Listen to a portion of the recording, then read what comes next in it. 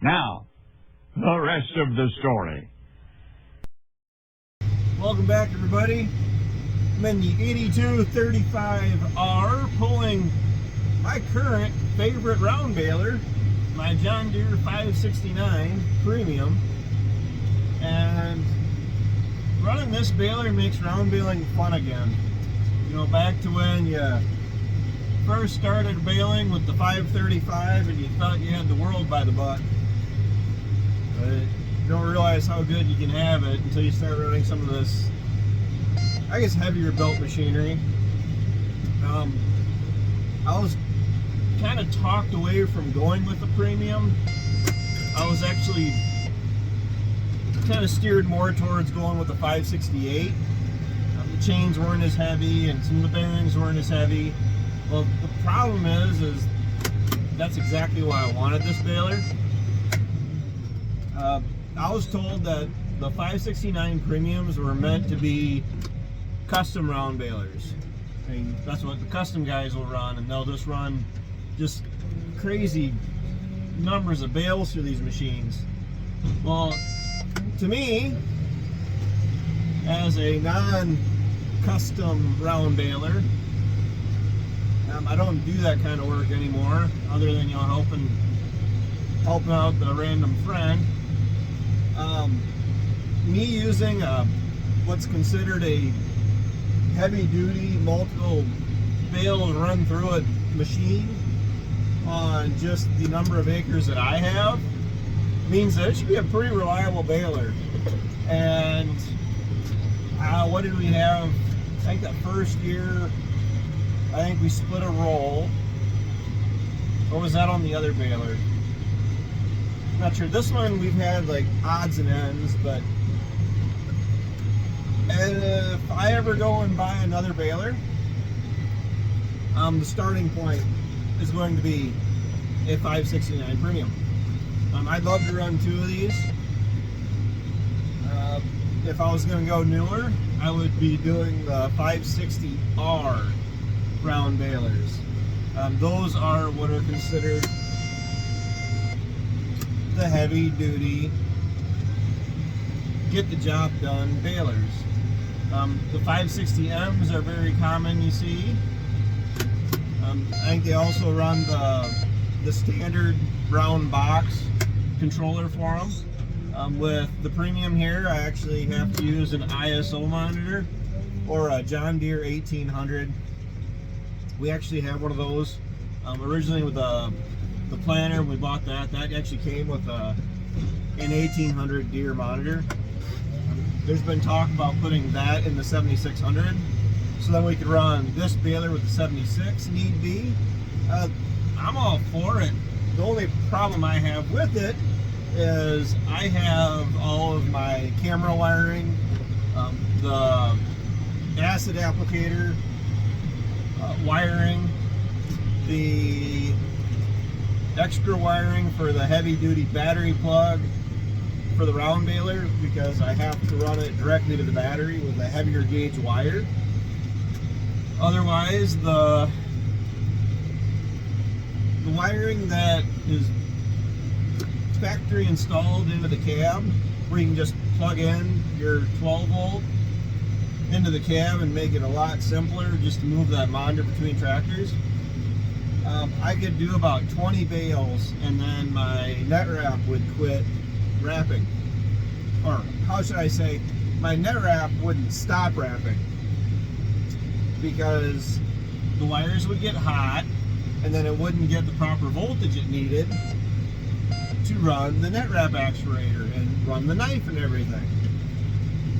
So the 76 it's got wiring issues. Largely more like it just has too many, because the wiring harness for the 1800 monitor that came off that planter,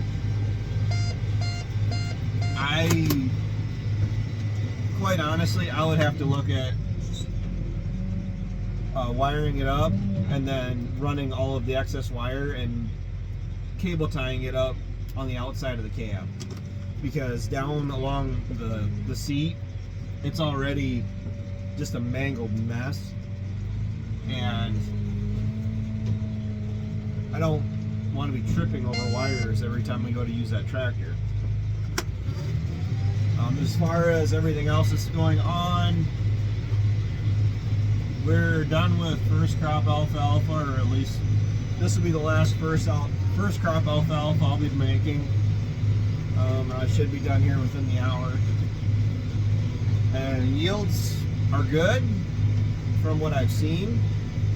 I mean, you guys, we're just talking off my phone here, so I can't really swivel you around so you can see what's going on. But all of our grass has to be made yet. Waterways, I haven't made the valley yet. As of right now, it's looking like it's going to be July when we get to the valley, and it's on my mind. But we've had a lot of rain to the north of us, like a lot of rain, and it's working its way south down the river, and I'm actually pretty concerned about the river backing up into the bottom.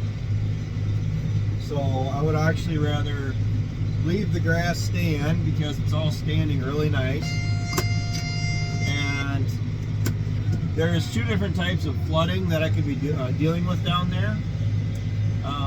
One is flash flooding, where the river itself just completely swells from the water above it, you know, as the river's coming down, and it just completely wipes out the bottom. I mean, there's over 40 acres down there that would just be up and out.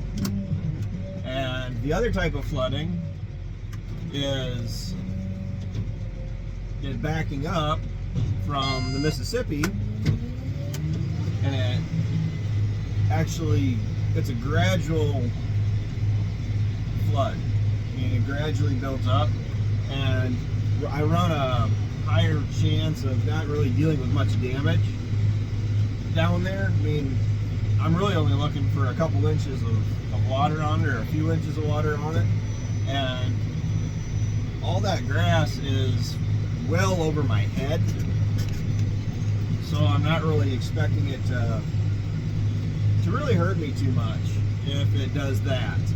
So on that same note, that's also why I don't really want to go down and try to cut it when the flooding is a definite concern, because that would just be catastrophic. If I go down and get that cut and cut it out and drying out real nice and pretty, and then have it go underwater, because then I don't know what I would do. I mean, honestly, the idea would bother me, but take a match to it and burn it, because what am I can't bale flooded hay that's been, you know, laid out, drying, and then have inches of water on it. I'm still dealing, or pretty well done dealing with the row crops. I was working on getting the cultivator ready to be put away. Can you believe the planter isn't even away yet? The reason for that is I want to actually look over the planter before we put it away. I would rather do some of the work on it that I might have to do to it, which, you know, seed discs. I'm making sure that they're, you know, within spec. Otherwise, I gotta go through and change all those out. I'd rather do it when it's t-shirt weather than be freezing, standing in front of a heater every 5 minutes in March, trying to do it. And there is something nice. I'm not gonna make the corner. There's something to be said about having the planter ready to go, where I can just hook up to it and go next year. So that really is ideal. Once again, crops are kind of meh. We got them in a timely fashion, and all the rain out, I really think helped us. I mean, if we could have gotten it a lot slower than when we got it, it would have been different. but I think you guys are actually up for a cattle update. I went through and I treated them all. Preg checked everybody. So everybody that, at least everybody that was open, I hauled out and got out of away from the home farm, and I treated them to help them synchronize better. So actually they should come into heat right around the same time. And of what I got, 60 head of cattle, I'm borrowing 2 of my brother's bulls plus my parents. So 1, 2, 3, 4, 5, 6, 7. So yeah, they're not evenly divided, I guess you could say, but yeah, I got 7 bulls that are trying to take care of 60 head of cows and heifers. So I'm gonna go through and preg check everybody this fall. You know, everybody they're out on grass, they're getting their bellies full. Everybody that's still at home is getting their stomachs full. I mean, keeping feed in the feedlot is not an issue at the time anymore. Because I was putting in, they were going through about a bale a day, and now I'm down to 2 bales a week. But I have, my brother runs Black Angus, right? So all of my black cows and the 1 heifer I have that's a Black Angus are sorted out, and they're all mixed in with my brother's bulls. So at least I know that all of my black cattle, my Angus, are going to be throwing black calves. So then I only have about 7 that are in with the bull that is technically a red Angus, but he's a black-hided red Angus. So what that means is 50% of the time you'll get either a red Angus or a black Angus calf. It's whatever. I'm looking at doing some 50-50 training with my parents. Any of the black heifer calves I have, I'll be swapping out for any of the red heifer calves that my parents have, because all of these bulls, outside of my brother's too, we'll be putting the other 5, is it 5? 1, 2, 3, 6, it's 6. So it's not, it's actually 8 cattle, 8 bulls in with 60 head of cattle, and I'll be putting in 6 bulls in with my parents in August. And I like it. I mean, we semen tested all the bulls, they all passed. Some got golden star stickers on their results because they were just ripping raring to go. But even the older guys, Rocky, he's our oldest bull, he still got a passing grade. Granted, he's on his way out. It's just, you know, I went through and got everybody synchronized, and I'll be dang, Rocky was one of the first ones that was getting down to business. So it's really hard to want to get rid of a performer, because I have all of Rocky's in with all of the older cows that, you know, the genetics aren't an issue. There's no intermingling. And his calves, all the heifers that I've had out of him, are actually in with my calving ease bulls that I bought last year.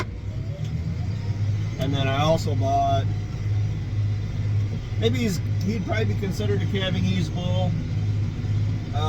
Not as much as my 2 from last year. The birth weights on the ones from last year were right around 50 pounds, 58 pounds, which is tiny, but I also had 30 heifers that I was breeding to them, and I was trying to err on the side of caution. The bull that we bought this year, his birth weight, projected birth weight is, let's say 60? No, 68. So he's pushing 70. So we're trying to get away from, we're not trying to have as many Cavanese bulls anymore. I'm not going to get rid of the ones we have, because I can shuffle them around and I'll keep using them for heifers. But definitely looking at getting more of the big boys, aiming for bigger calves. That's kind of how I did it. I got all my cows are spread out across 4 different lots,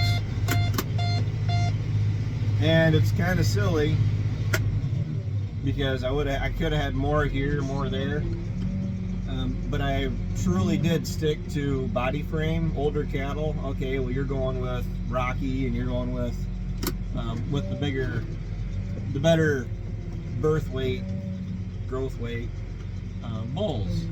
And then I only had 7 heifers. Well, you're gonna go with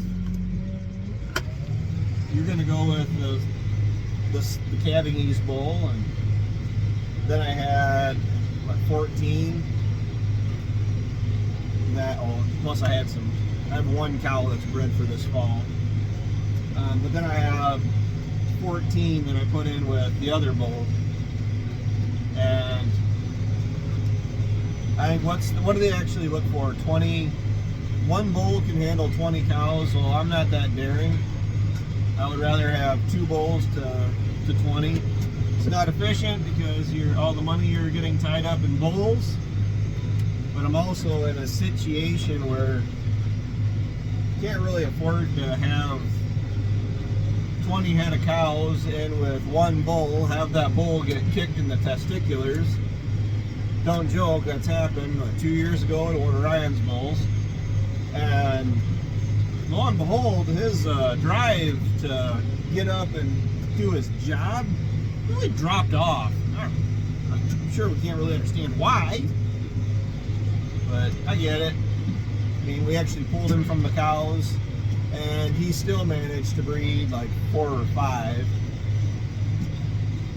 It's whatever. I just can't have cattle around as a hobby anymore. So the cows, they need to produce, and I'm going to be going through and preg checking everybody this fall. I'm planning on foregoing the fall herd of cows anymore, because I don't have anybody due to calve this fall other than that 1 cow, and she's a nice cow, nice frame, nice temperament. I'm gonna keep her, and I'll have to hold her for a few months, and she'll be bred in the spring again. So I'm at 60 head. I'm happy. Probably not going to be at 60 head come this fall, because anybody that was open here a month ago, after being synchronized, which my nutritionist said with what we did, if they don't get bred after being synchronized with like what we did, it's it's a feed additive. They have no right to be around anymore. If they are going to be bred after being with the bull twice last year, 2 different turnouts last year, so my optimism towards them being bred this fall even isn't very high. But my nutritionist actually talked me into putting them out on grass. I gave them this supplement for 2 weeks, and they came into heat 3 days later, like he said, and then that's a false heat, and then they'll truly come into heat. I think it's 21 days after that first false heat. And he says he's got a lot of customers that are doing that. It didn't cost me much money at all to treat them. And if it means some of those open heifers, young stock, actually come back with calves this fall, then that's great. I'm already looking at putting up better feed for this year. I had a lot of crummy feed last winter. Thanks for the weather. But I'm already pretty confident that I know at least some of them are bred, because when we were sorting them out and putting them in with the bulls, these heifers that I had sorted out that I knew were open, bull bred one of them right in front of us, right before we went on the trailer. So if I can get, you know, down to only 10 or 20% of them that are open, that were open here a month ago, I'd consider that a tremendous win. I'm expecting I'll be culling some out, just because, well, if you're not going to do your job, I'm not going to feed you all winter, and that'll be that. So I don't mind feeding cattle if they're at least paying their way. I got this little strip here and the strip below it, and that'll be the end of the first crop hay. So our second crop hay will, in another week or two. I wouldn't be surprised if we're not thinking about cutting some of that. The valley's going to get priority. I got a bunch of like grass and waterways that I'm going to be making, just because I would rather make it at this point, and I can feed it, I can use it as a commodity at that point, or whatever else, but I just refuse to let anything just stand and rot if I can at least get something out of it. And I'm looking forward to at least getting the valley made. I think 400 bales, if I can get 100% of it made, I think 400 bales is a very realistic expectation, and might take a healthy run at 500 bales. And then if I only get one more cutting off of it, is that we're already into July. I'm already out 3 to 4 weeks of regrowth as it is. If I can get it made in July, spray it, fertilize it, let it go until about the first week of September. I don't really feel like gambling, and well, I gambled last year, I guess. I cut it the 1st of September, and then it rained for 2 weeks. I'd like to try to get the majority of our hay made and done before we get to the end of September, and trying to get into harvest. Well, that's that. That's 23 minutes. That's why I can't sit and talk to you guys in the tractor, because I'll sit and talk the whole time. But thanks for watching. Thanks for tuning in. I appreciate any and all the support. And like I said, I think we need some cow updates, some more hay updates.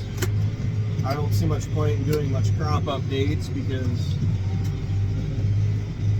it's just, that's why you guys see more on the grass than you do on the row crops, because it seems like everybody else has row crops to talk about. You don't need to see me talk about mine. All right, we're coming up. We're going to at least hit 100 bales yet. That's awesome. And that's disregarding the 100 or so that was made this morning. Until next time, I'll talk to you later.